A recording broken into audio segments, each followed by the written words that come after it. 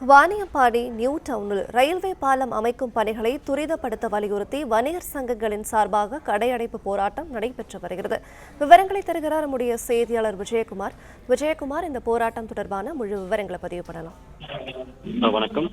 திருப்பத்தூர் மாவட்டம் வாணியம்பாடி பேருந்து நிலையத்தில் அருகே இருக்கக்கூடிய த நியூ டவுன் LC81 என்று சொல்லக்கூடிய இந்த மேனுவல் கேட் ஆனது இந்த சுதந்திரம் பெற்ற நாள் முதல் கொண்டு இந்த பகுதியில் கேட் இருந்து வருகிறது.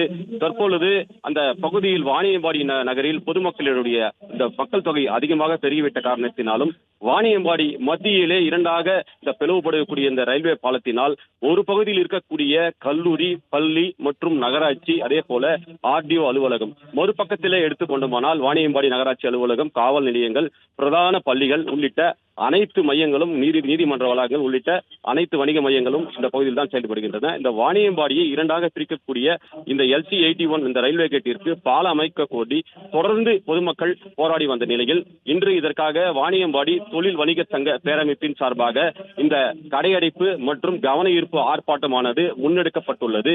இது ஒரு வணிக சங்க அமைப்பின் சார்பாக முன்னெடுக்கப்பட்டாலும் பொதுமக்களுக்கான பிரச்சனை என்பதால் வாணியம்பாடி சட்டமன்ற உறுப்பினர் செந்தில்குமார் உள்ளிட்ட அனைத்து கட்சி பிரமுகர்களும் அரசியல் மாச்சரியங்களை கடந்து இந்த போராட்டத்திலே பங்கேற்றுள்ளனர்.